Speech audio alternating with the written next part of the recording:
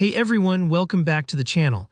Today I'm going to walk you through a super useful tutorial, how to create both dark and light modes in your Power BI dashboard.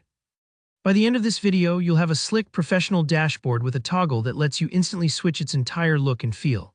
Perfect for those of you who want your reports to be both eye-catching and easy on the eyes, whether you're working late at night or just want to match your company's branding. Let's dive right in. First up, you'll notice that in the video description, I've left a special color theme table for you to download. This table is like the magic palette your dashboard will use to swap its colors based on the mode you choose. Once you have that loaded into your Power BI file, you're basically setting up a foundation for your entire theme switching functionality. Think of it as the main switchboard behind your dashboard's appearance. Now let's add a slicer to the canvas.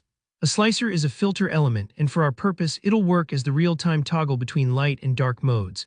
Place the slicer wherever it feels natural in your layout, and make sure it uses the values from your color theme table, something like light and dark. Here's a handy tip. After you add your slicer, change its visualization style to tile so it looks more like a button and less like a drop-down menu. This makes it much more intuitive for your users. We want that switch to be as inviting as possible. With the slicer set up, let's focus on applying dynamic color changes to your visuals. Click on any visual, say a table in your dashboard.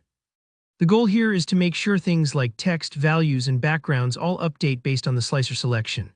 Let's walk through it, starting with a KPI visual, but the concept will work for most visuals in Power BI. Start by clicking your KPI card, then select the callout value. This is usually that big, bold number the card is highlighting. Under Formatting, head to the Font Color settings. Here, the trick. Instead of picking a static color, choose Conditional Formatting, select Field Value, and then point it to the current color from your theme table. For most setups, you'll want to use the Text Color column from your theme table. You'll see exactly what you need in the table I've shared. Hit OK and boom, your KPI font now updates automatically depending on the selected mode. Next, let's make sure the KPI's target label also switches color correctly. Find the Target Label option, go into Conditional Formatting, choose Field Value, and once again, reference the appropriate color value from your theme table, usually a label color. This might seem repetitive, but it's a reliable way to ensure every piece of your dashboard stays in sync when the mode changes. Moving on, let's get the background to change too. Still with your KPI card selected, go to Background Settings, enable Conditional Formatting, pick Field Value, and pull the visual background color from your theme table. Pause for a second to check how impactful this is.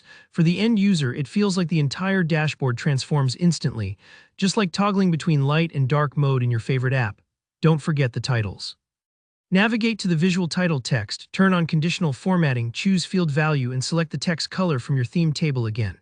When you model all your visuals this way, one by one, they'll all stay coordinated. Don't worry if it seems a bit repetitive. Once you get the hang of it, you'll zip through the process and the result is absolutely worth it. And that's really it.